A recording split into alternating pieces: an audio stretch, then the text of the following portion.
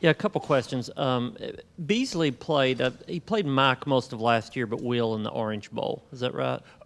No, he was a combo guy for us. He actually played a couple games at will. That's why he led us in snaps. He was always our combo that we could put in at Mike or Will. He had some games. I'm not sure if he started at will, but he played a ton at will for us last year. Is it fair to say his skill set fits Will pretty well? I think both. I thought, early on in the season, I thought he was playing at a high level at the Mike linebacker position, before Jawan came back last year, and then we slid him where he could play either or. I think he's, skill set wise and just experience, it would be easy for him to go back and play Mike tomorrow if we asked him to.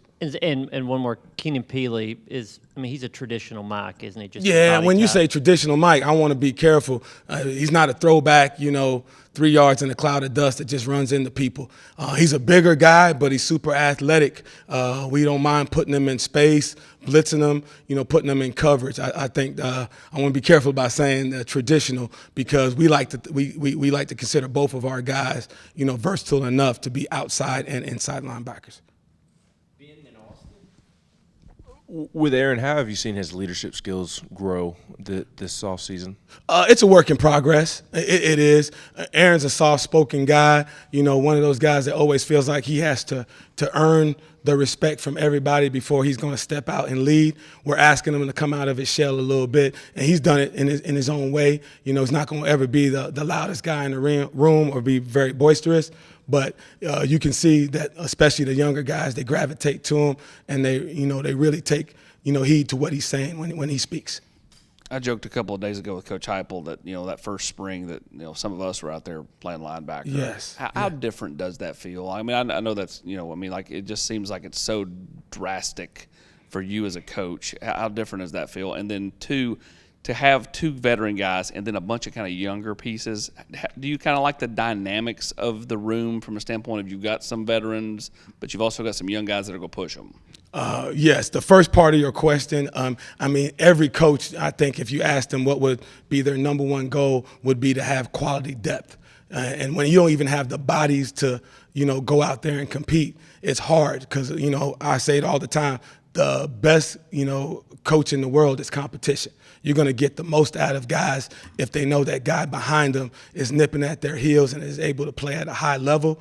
And with the depth that we're building, we're gonna be able to play multiple guys, and we feel like we're gonna get them to play at a high level. And like I said, I think we're getting to the point where we can be a third or fourth or even a fifth team deep at linebacker, and that's going to be, a blessing. Obviously, knock on wood, you don't want any injuries to happen, but the depth aspect is going to be great.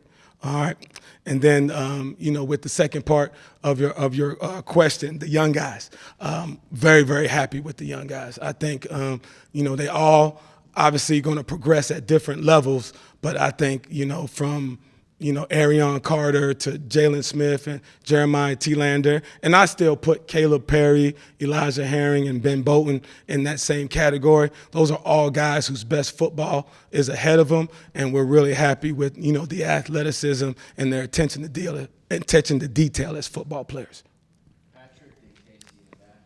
Brian, you were pretty complimentary of the spring that Arion had. Has he continued to impress you, or does he have moments where you remember he's a freshman? That's always. It depends on the day, right? There's never going to be, perfection. Youth, always equals, mistakes.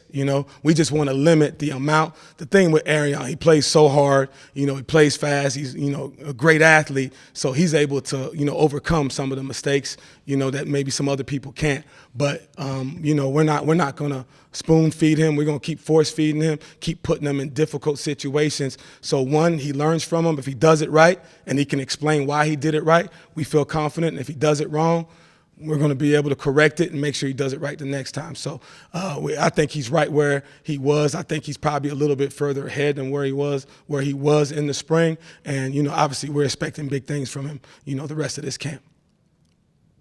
How would you describe how beneficial it is to have Keenan's age and experience in the linebacker room? Oh man, it's been it's been valuable. We lost a bunch of guys. If you go off of just seniors or guys who are had their eligibility up last year, we really lost 4 guys last year, and that's big in the room. Even the guys that didn't play a lot, they have a presence in the room. They almost sounded like coaches. So when you lose that, and you only have really one veteran guy coming back, you bring a guy with a wealth of experience in Keenan Peely that's played at a high level, and a guy that really is a team player. I think when guys come out of the portal, that's always the biggest question: is how would they mesh with the team. And our culture, the way we're building it, it's not for everybody. It's not one that if you come in and you have a selfish bone in your body or you're a me guy, it doesn't fit. And man, he's been a perfect fit in the room and for the defense and for the whole team. Coach, we heard from Jalen Smith yesterday, and he referred to you as a second father. When you hear a player refer to you in that way, what does it mean to you? First, it would say I probably should get a tax break because I only got 2 kids, Brooke and Brittany, 2 girls. But secondly, it's appreciative. I don't take the position I have for granted. I know we are in a position where we have a chance to help shape their lives. He's got 2 great parents. Got a chance to get a chance to know them during the recruiting process. He's got 2 unbelievable parents, but like I said, I don't take that for granted. I appreciate the statement. I told him that doesn't mean he's not going to get coached harder. It might mean he's going to get coached harder. But at the end of the day, coach is not just teaching, it's not just instructing, it's also caring about these kids and making sure that their futures are going to be set by the experience that they had with you.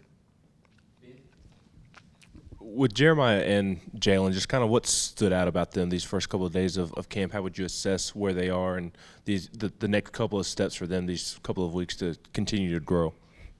Obviously with what we do offensively, we got to be able to get aligned fast, and I love it because you have to be able to think on the run. I think that's the biggest, wow factor for them coming out of high school. I thought the spring helped a lot. They're getting better, but the processing has to happen a lot faster, which is great for us because if you have to process fast, that means you know what you're doing.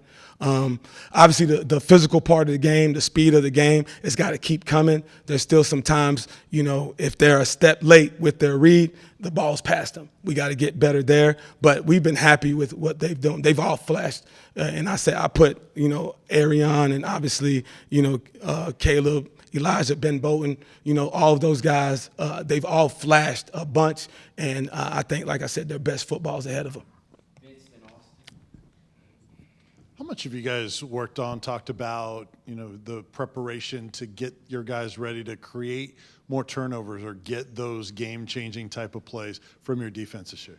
It was the lead, bulletin point for Coach Banks. I think everybody in our individual rooms, we talked about it. For us to take the next step, we have to go and take the ball from people. Our offense does a good job of not giving it to the opponent. We have to match them as far as the rate that we take it from people. And even with Coach Hype, I should mention him too. That was one of the main bullet points that he had in his first team meeting was we have to do a better job, whether it be intercepting the ball, cause fumbles, strip sacks on quarterbacks, 4th down stops, whatever we can do to get the possessions back to our offense. We know how explosive our offense, is, and if we get the ball to them at a high rate, we know our percentage of winning is going to go through the roof. Coach, when you made the decision to come here a couple of years ago, what kind of take everybody through that decision? Because you were at Michigan, another program with a lot of history. Yes. You're coming to a place that's under NCAA investigation and all that at the time. Like, kind of, what made Tennessee attractive for you that you want to come here, and what have you found since you've been here that maybe you didn't know going in? Man, I feel like I'm about to write a book report.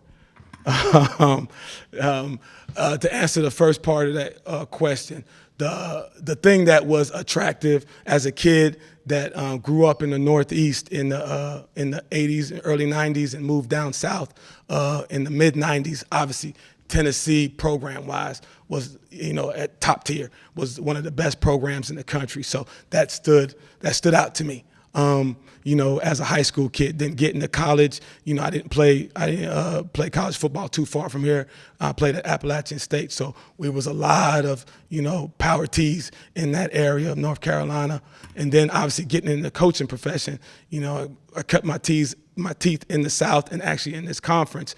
And Tennessee was always a program that you admired from afar. So when the opportunity came, obviously I was at a place with a lot of tradition, and a really good program. But there was something in me that said that's worth at least kicking the tires on and seeing, what the opportunity would be. And then, after, talking to Coach Heupel, getting the chance to, speak to Coach Banks, someone I knew and respected for a long time. And then obviously with Coach Martinez and Coach Garner, guys that, I had to coach against for a long time, the respect factor was there. And, I knew what the situation was coming in, and it was, I want to call it faith. Blind faith. I really believed in the vision that Coach Heupel had when we spoke. Obviously, I had a chance to coach against him when he was at Central Florida, and I saw the makings of what they were doing there, and I had a pretty good inkling that we were going to be successful here. And the second part of the question, what have I found since I've been here? Unbelievable place. Great university. Knoxville is unbelievable city, great people. The passion for football is even greater than I thought it would be.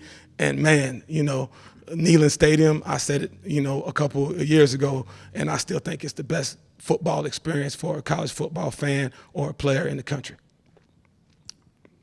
Brian, you said it in spring that the next step for Aaron was sort of doing what he did in the Orange Bowl on a more consistent basis. How attainable is that? He was so good in that game. How attainable do you think that is for him this season? I would say if you asked him the question, if he doesn't say he thinks he could play better, I would be disappointed. I think that's the Aaron that we expect to see in every game. And I think there were still some plays that he left out there on the field that definitely could have been made. You're talking to a guy that believes in him, as much as anybody in the building. I think the kid's got, a unique skill set. I think he's got a high playmaking ability. And I still tell people all the time, I think the best is yet to come from that kid. Thank you, Coach. All right. Thank you, guys.